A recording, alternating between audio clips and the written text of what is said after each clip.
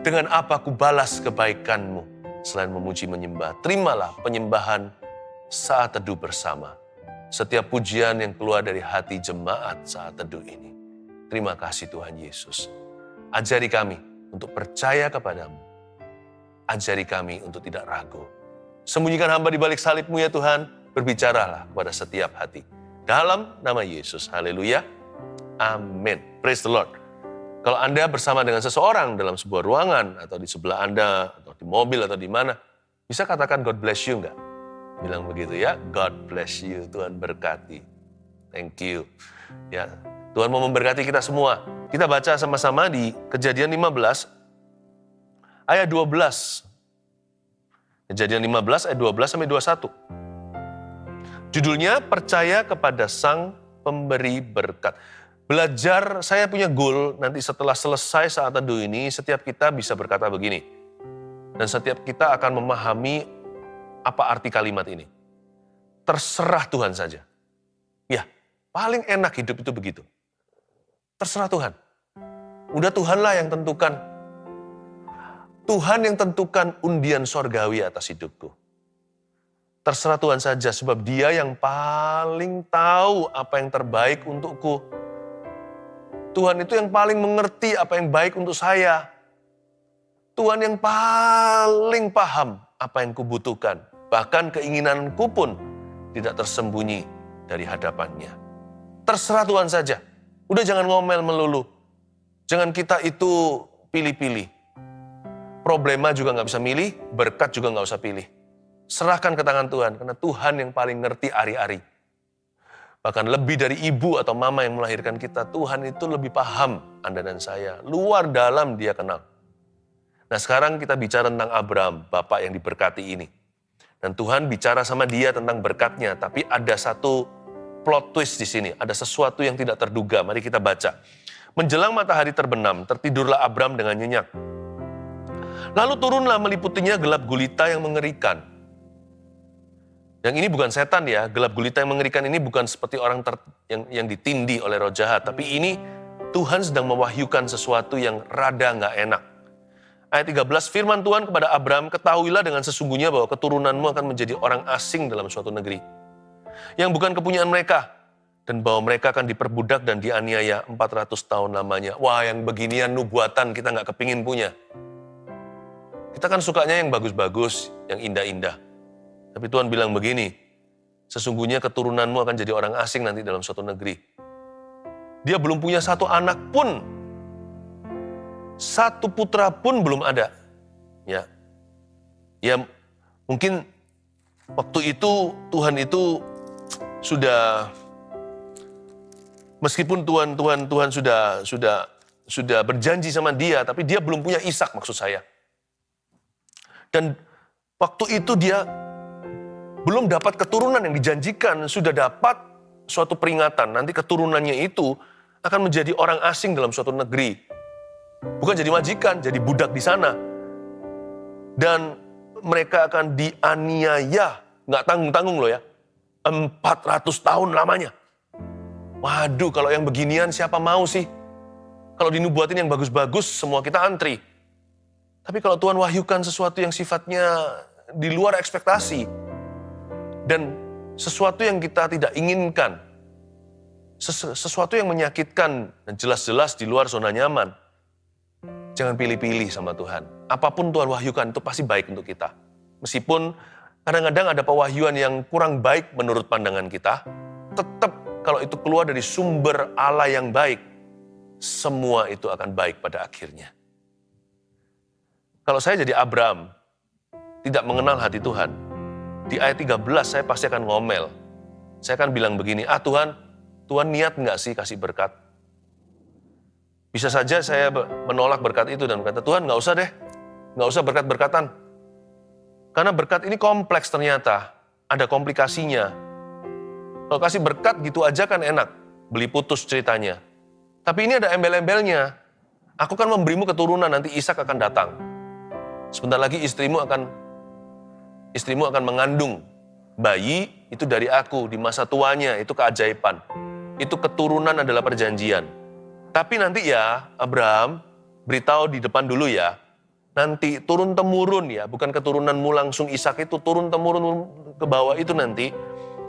Mereka akan diperbudak di negeri orang asing, dianiaya 400 tahun. Kalau saya jadi Abraham mungkin berkata, no need, udah, gak perlu. Lupakan, forget it.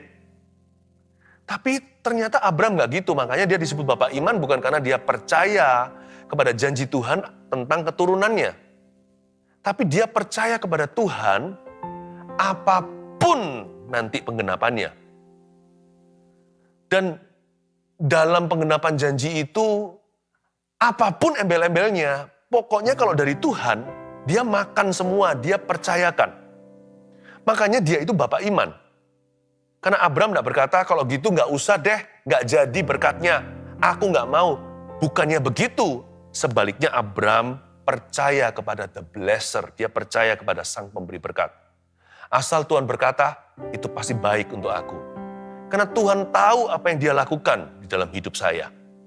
Tuhan tuh gak pernah iseng, dia itu Allah yang penuh dengan tujuan. Dan tujuannya selalu mulia.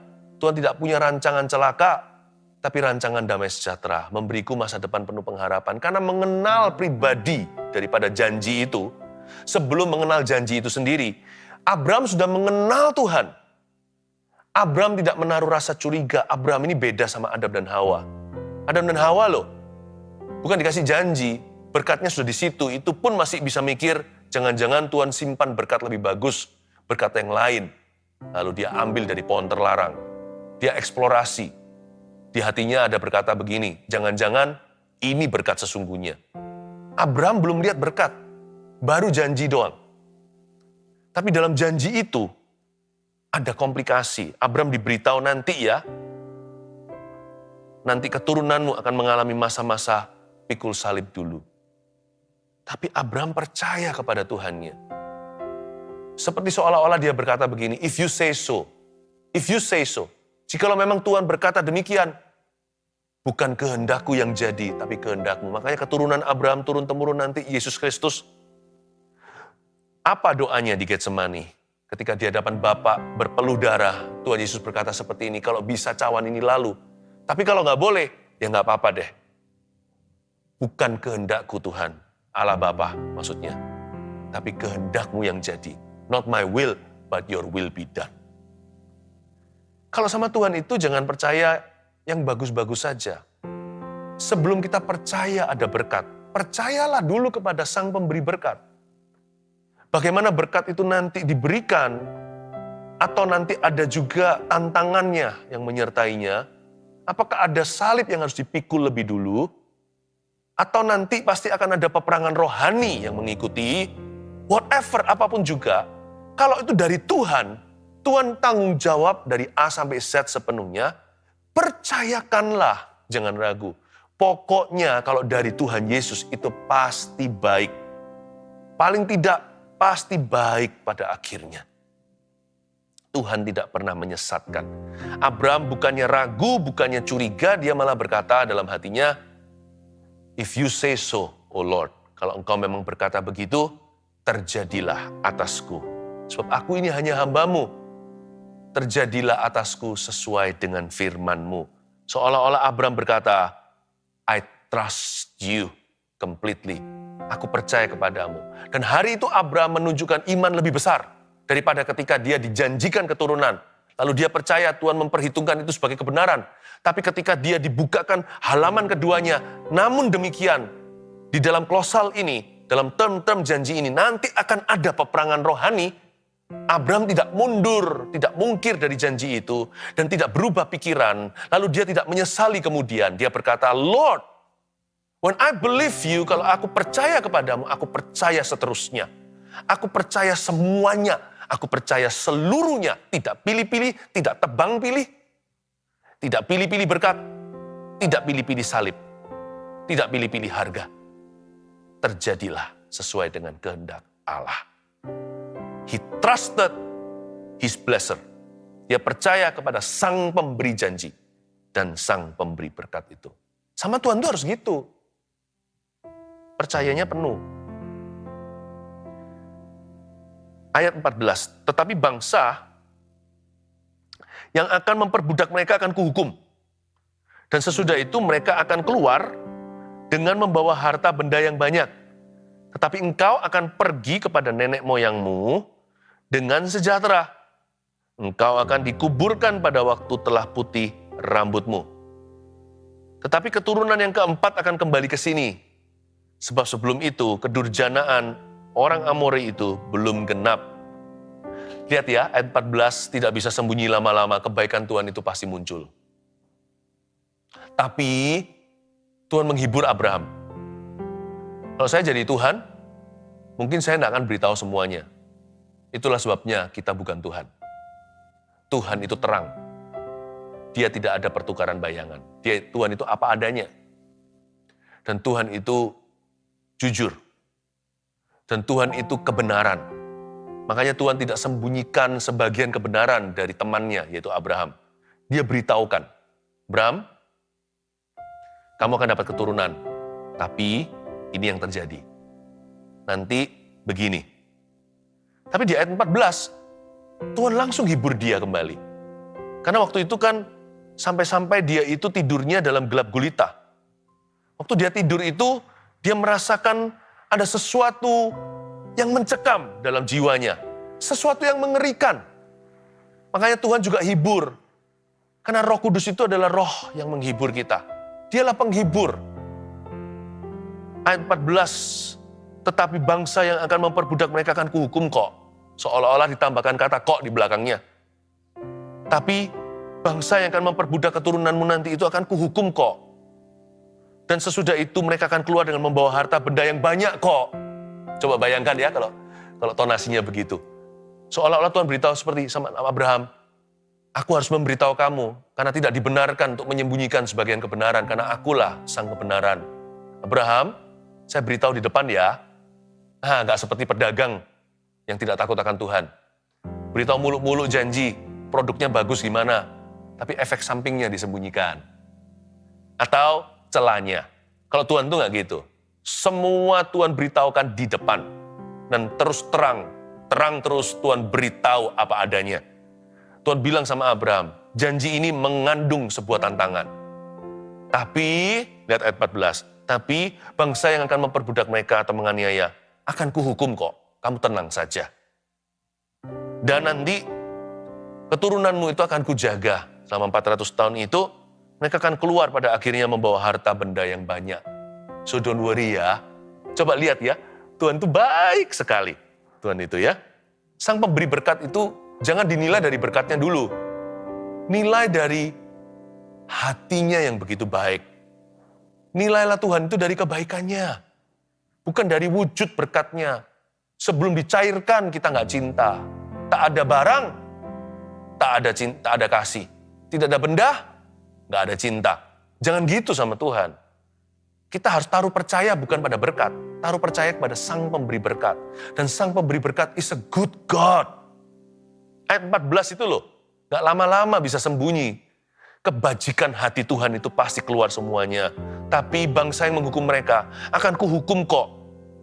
Maksudnya bangsa yang memperbudak keturunan Abraham. Dan mereka nanti pada akhirnya everything will be well for them. Semua mereka akan membawa harta benda yang banyak kok. Kamu tenang aja ya. Saya tidak melihat di sini Abraham menyanggah. Abraham mendengar dengan seksama karena Abraham mengenal Allahnya. Siapa bilang Bapak Abraham itu sekedar diberkati? Makanya dia itu jadi berkat. Aku kan menjadikan kamu berkat. Karena orang yang diberkati hanya dia diberkati. Tapi orang yang percaya kepada Sang Pemberi berkat, orang itu akan menjadi seperti yang dia sembah. Dia akan menjadi berkat bagi orang lain.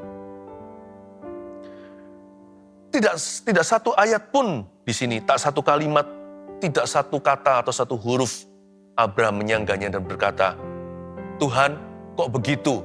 Abraham sama sekali tidak mempertanyakan. Abraham juga tidak mencoba untuk mengubah rancangan Allah. Kalau bisa, begini ya, nggak ada. Abraham mendengarkan dengan baik.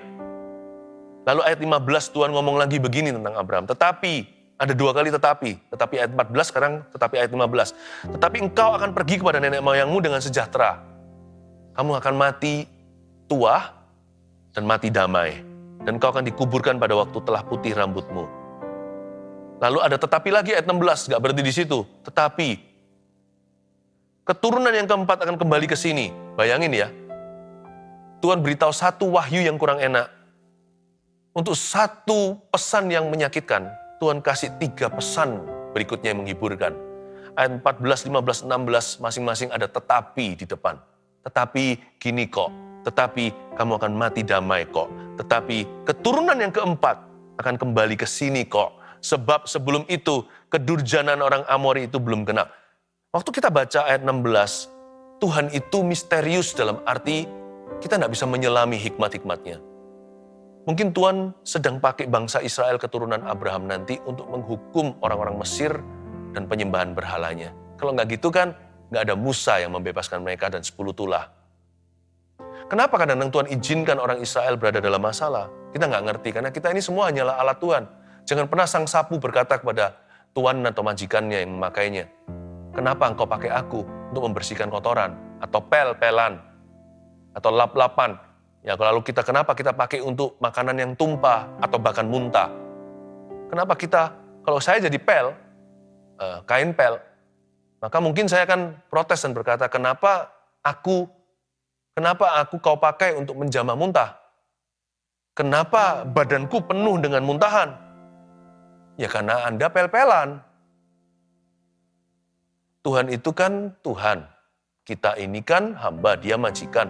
Tuhan mau pakai kita untuk bersih-bersih sesuatu yang bersih atau bersih-bersih sesuatu yang kotor, itu urusan Tuhan.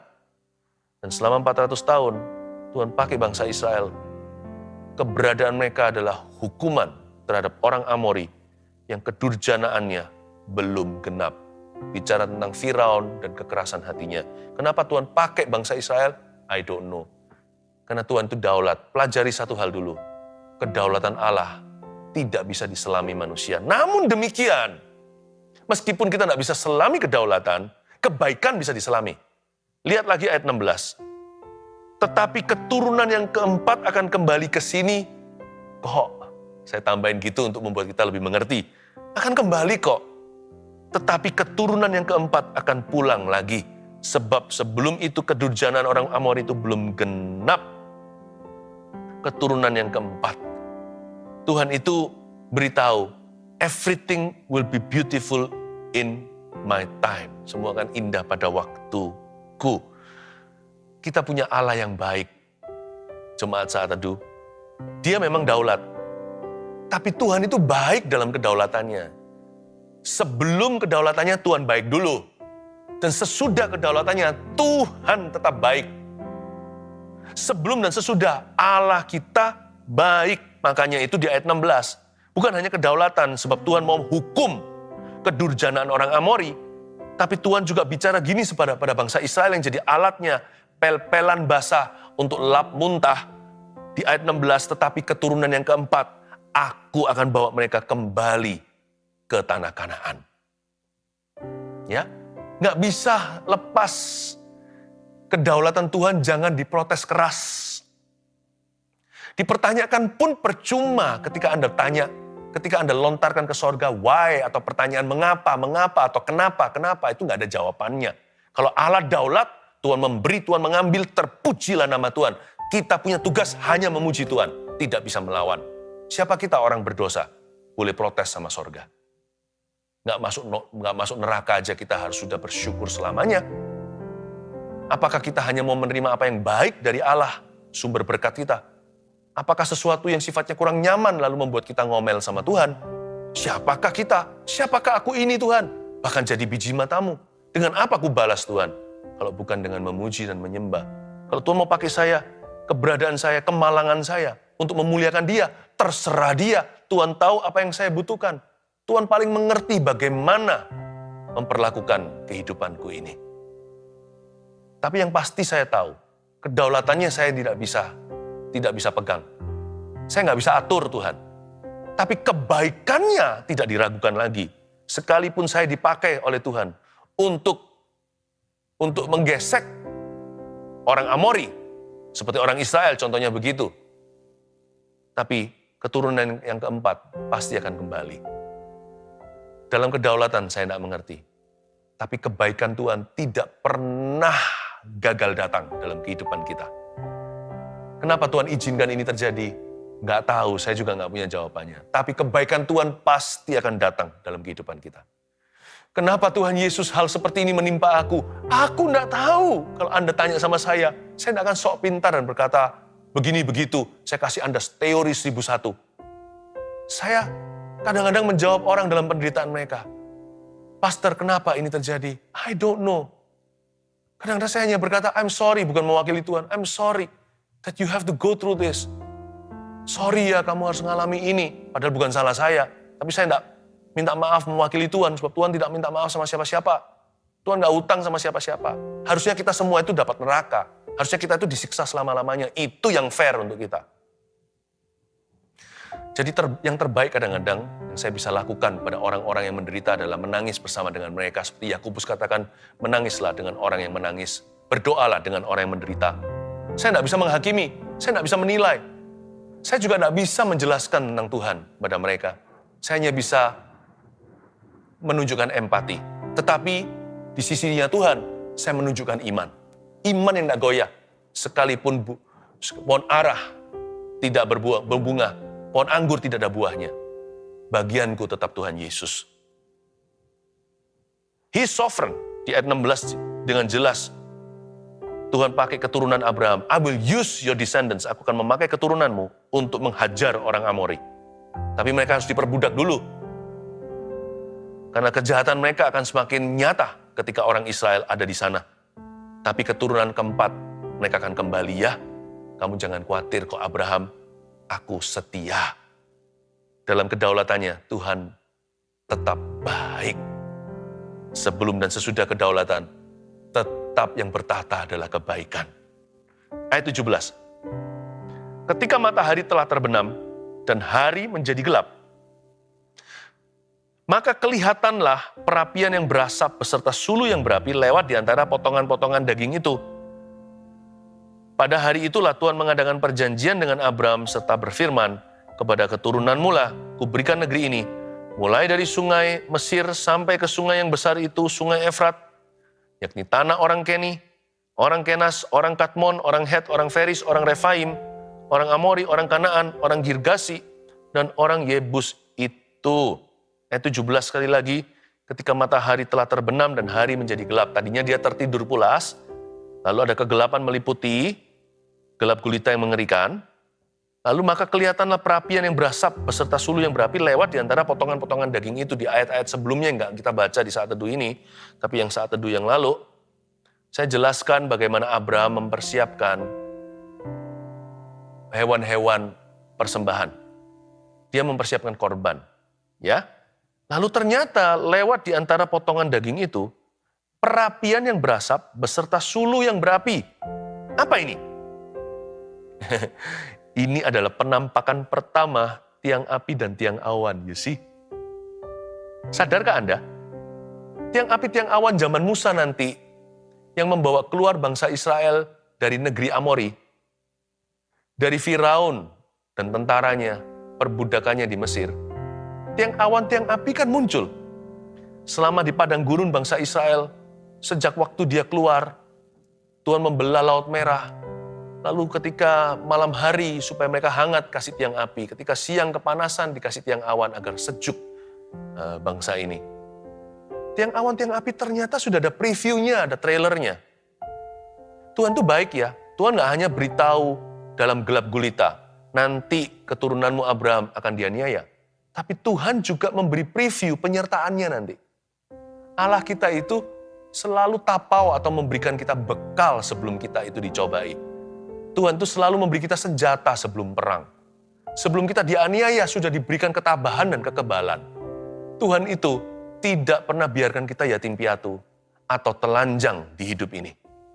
Tuhan itu baik sekali. Ada preview ternyata kalau Anda lihat, hari itu Abraham sampai nanti ke Musa, itu masih lama.